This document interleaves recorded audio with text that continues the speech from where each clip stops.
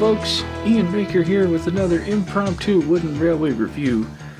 The winter wonderland has melted, spring is here, which means another wooden railway review is not too far behind. And then we have what's in this box. It's a bigger box, much like the last one. This doesn't have any markings into it. It's just covered in blue hazard stripes with a little graphic of Thomas at the bottom. Nothing much is said about this item. This is another item of the response to Mattel to retailers concerning the quality of the Thomas Wooden Railway franchise becoming more and more plastic as opposed to wooden railway. So, Mattel, in an effort to show that they can actually make a good product, come out with items such as this one, whatever this may be. It's a pity they just couldn't stay with that mantra. I'm looking at you, Thomas, straight up wood. But enough of the rambling. Let's just open this box and see what it is.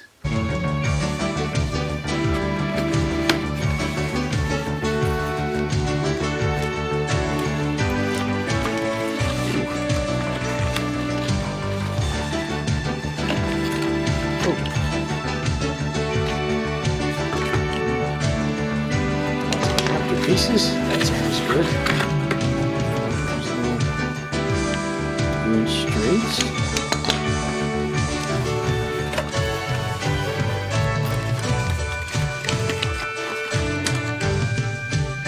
There's the double nails. And whatever these are.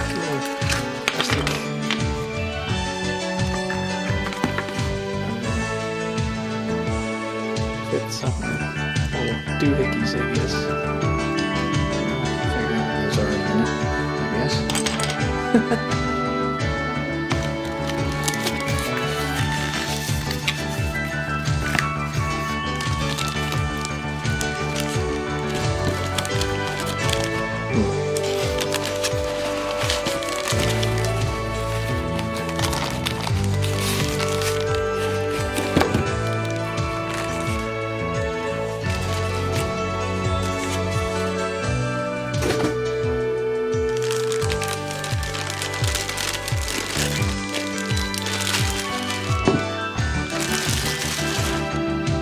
Okay, here it is.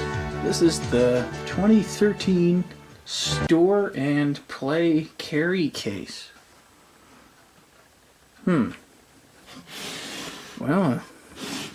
sort of an odd name. It's not, I'm not sure if I would call it a case, it's more so a box. Kind of looks like one of those wooden kids' toll boxes. But this is very creative. One thing I have to say right off the bat, the quality is definitely much better than lots of stuff that's been released during that time period by Mattel, or currently. As you can see, the wood is just really, really thick. I don't know if I have something, well, here. So these two pieces are from that sort of scrap yard set with Reg in it. And it's not one of these kind of special sets. But you can see just in this one that these have quite a bit of plastic in them.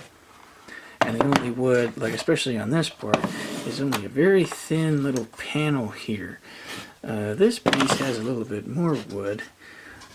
But even that, in comparison, sort of dwarfs to just how much wood this giant box has. So, first of all, this thing is pretty big.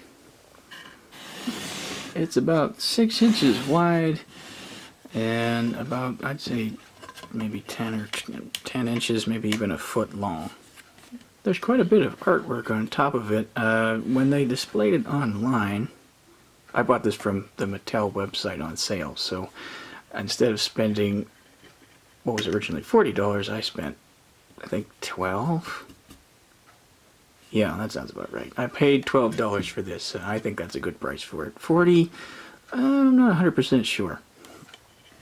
But each side has these little plastic boom gates. There's one up here. I think that's what these things are for, actually. These things, I think they go like this. Let's do the other one here. I think they fit in like that, so then you can place a track over the middle here, which is pretty cool. And then they have this little switch on the inside. So I think that works. That works pretty good if you have a Brendam docks thing. I think if you just have this around and maybe have, say, I don't know, Cranky next to it. I can have them somewhere. There we go. Yeah, I think if you just set that up with some track, I think you're all set. So I really like this side. There's a lot of detail here. There's quite a bit of detail. It's all kinds of boxes here from different parts of the quarry. There's the different parts of the island. There's the Blue Mountain Quarry. There's Mr. Jolly's chocolate underneath this screw. That's sad. We got some from the candy place. You know, they just have all kinds of neat little details on this side. They definitely show, this is the side they showed on the website, which is what I was getting to earlier. They definitely showed off the best side. The other side of this thing is, I guess it's mountains or a quarry. I guess this could be a quarry, but they did this thing that Mattel does because I guess they constantly want to remind you that it's a Thomas the Tank Engine product, so they put a graphic of the engine on the side of the building, and I mean, I'm not griping about the artwork per se, but I really don't like it when they put the engines on the side of the building, because the engines are what you're playing with, not just up there. So I don't know. I guess they really just want to hold the fact that they own the copyrights to Thomas the Tank Engine and everything, so they just want to constantly bash you over the head that we have Thomas the Tank Engine, nothing you could do about it. But, you know, whatever. So, I guess that's my only gripe about it. The sides, they're pretty plain. They're entirely plain. There's nothing on it. It's just the wood. On both sides, it's like that. Which, I mean, I guess that's okay. But if you're trying to pull it off as some kind of building, but I don't know. I do like just the plain wood on it, because ultimately what they're trying to use it for is a storage box. I'm not sure how well it does that with these holes. Maybe these boom gates hold it inside of something. Let's see if we can't try to throw some stuff in there and see how well it holds.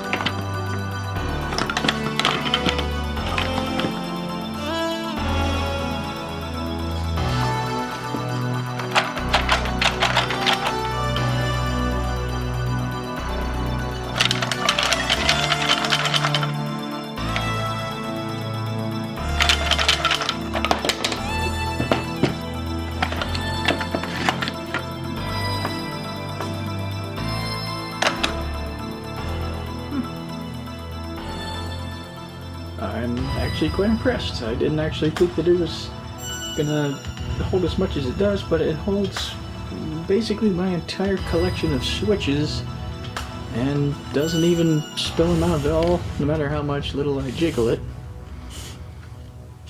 I was worried that this thing looks a little cumbersome, but it's not actually too bad.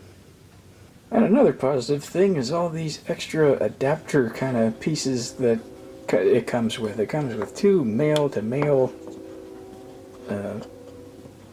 pieces and 2 female pieces and 2 2-inch straight pieces, which is very good. I was needing a few of those for some sets that I'm building. So now that we know that it works as a storage container, let's see how it works in a set. So what kinds of stuff can fit here? I'm curious because there's a number of methods that people are going to try to use it. So, well, the special engine shed switch track is a little bit too small, which means the big switchyard track isn't going to work either. However, I think this honk of junk big monster isn't going to work. I think, well, it's not going to work because the switch jack didn't work, but it's kind of redundant because the inside is one of those switchyard tracks. Let's see what happens if I put switches on it. 2 straight here, but I think that, yeah, well, yeah, that actually works. There we go. So you can put 2 switches on top of it. I haven't tested this in an actual layout, but I don't think there's a little bit of tension. I'm not 100% sure that this works, but hey, it fits together, so I'm thinking this might be a good way to do it. Why don't I try and design a layout using this thing, just because I'm really curious about this top part here. I'm thinking that's going to be very interesting. So, let me be right back. Okay, I did something pretty quick. I didn't make it a complete circuit like the Winter Wonderland one, because it's kind of late, but here's Brenda Docks. I put in Cranky and some of the old ships, and Salty and Porter there with their cargo cars ready to go. And it looks pretty nice. The storage case easily fits a 6-inch straight piece on the top and has the ascending risers come in, and the ascending risers fit just where it hooks up so that it's equal to an 1/8 in an 8-inch straight piece. So it fits in pretty nice. I'm sure that there's a way to come up with it on a good layout. I just haven't had the time to figure that one out. But I think it works pretty well that way. The storage case looks like the green building that you see on the television shows. And I think this makes a good addition to anybody's Brenda Docks. So, bottom line, it's a good storage case. It's a good destination and works pretty well. So I'd say if you see it for a reasonable price, like I did, for $12, I'd say pick it up. And that's about it. This is our final product. That's all there is.